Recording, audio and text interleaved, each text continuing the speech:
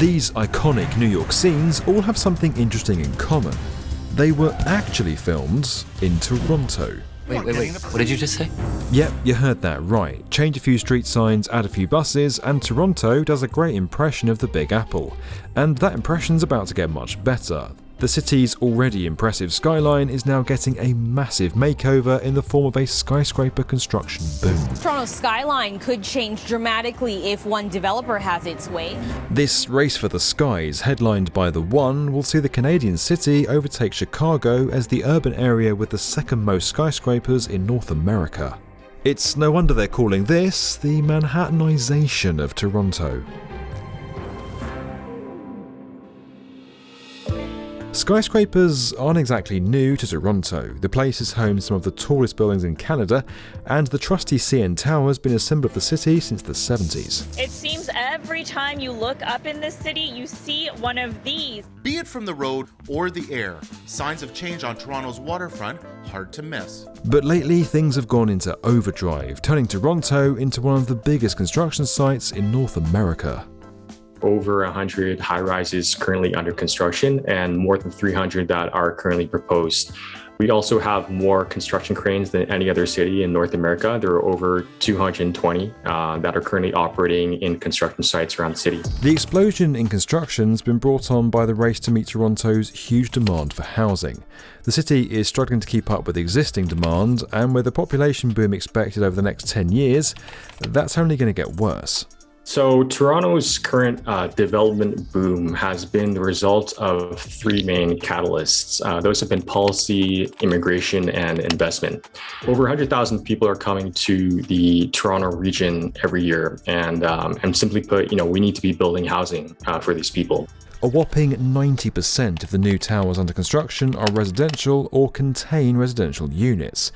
And it's right here, on the corner of Yonge and Bloor, that the most exciting of those new skyscrapers is being built.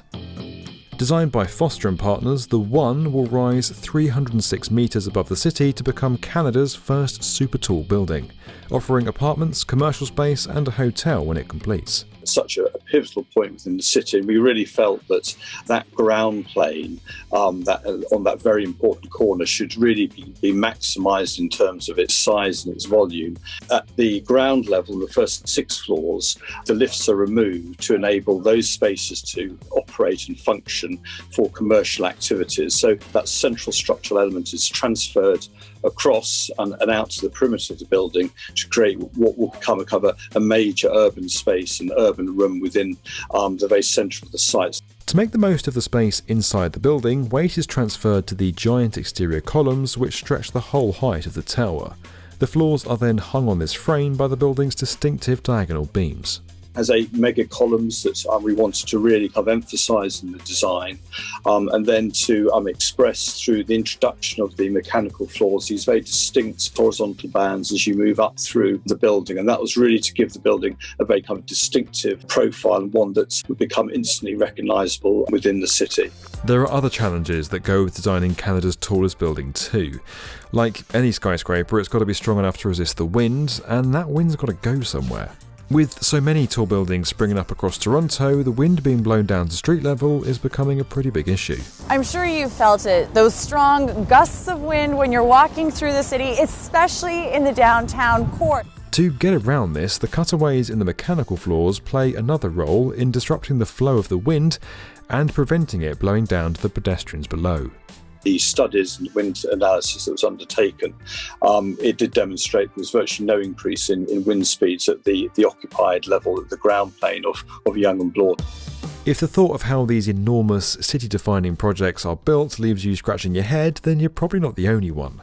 Mega projects like the One need precise coordination and management across a varied range of disciplines. But with tools like Autodesk Build, managing a huge project like this becomes a lot easier. It creates a single platform where anyone working on the project can access the latest, most up-to-date information wherever they need it. Whether you're creating a 3D model in a ground floor office or topping off a building 300 metres in the air, Autodesk Build allows everyone to be kept in the loop with developments and seamlessly shared documents. Toronto's construction boom shows no signs of slowing down, and platforms like Autodesk Build are going to be essential in helping deliver the hundreds of buildings that are set to Manhattanise the city. But hold on a minute, Manhattan became America's skyscraper capital because of a lack of space. Toronto doesn't have that problem, so why build upwards here and not out? So Toronto is quite a large city, but the vast majority of buildable land area is dominated by what's known locally as the Yellow Belt. So these are neighborhoods that are dominated by, low density, detached, single family housing. Right now, tall buildings go downtown and in suburban centers. Mid-rises go on major streets that we want to make more walkable. Everywhere else gets low-rise development. That everywhere else makes up a massive 75% of the buildable land in Toronto. And so because, land values have increased dramatically, and because there's, only certain areas that are zoned for high density development, the only way that developments can, be feasible from a supply point of view is if they go upwards. Some are arguing for a change in planning policy that would allow more development in the Yellow Belt. That would spread the load over a wider area and lead to less dramatic transformation in the city's skyline. Toronto certainly faces its challenges, but it's not all doom and gloom. People want to be in this city. There's a kind of a rebirth of urbanism in Canada, and Toronto has been the main example of that. Creating a denser downtown will go some way to combating the city's suburban sprawl. But as Torontonians old and new begin to adopt a new way of living here, the move will have other positive side effects. The majority of commuters that come into the downtown core are still coming by car. That's certainly changing as our population density increases downtown. There's this idea of a more walkable city. Torontonians have long depended on their cars to get around, and creating smaller neighbourhoods with more amenities is seen as a way to reduce traffic congestion and create a greener city. Perhaps if we open up the city to more than cars, it will become more livable in the sense that living in a 600 square foot condo won't be so feel like living in a cell, because you'll have the city to use. The city will be your backyard and your dining room and your playground and all that kind of stuff. You won't have to sort of have everything contained in your house. You'll be able to live and fully inhabit the city. The eye-watering price tag of apartments in the One hasn't stopped them getting snapped up. But it's also pretty obvious that prestige projects aren't going to do much to help Toronto's housing crisis. Despite that, as the city becomes taller and denser, buildings like the One will at least give the place some extra architectural cachet. Just as the Chrysler and Empire State Building came to symbolise New York, these structures could, in time, become icons of Canada's very own Manhattan. You can learn more about what's driving Toronto's skyscraper boom and how the One is being engineered in our free live chat with the expert team behind the project. Just follow the link in the description. This video was made possible by Autodesk Construction Cloud. You can learn more about that at the link below.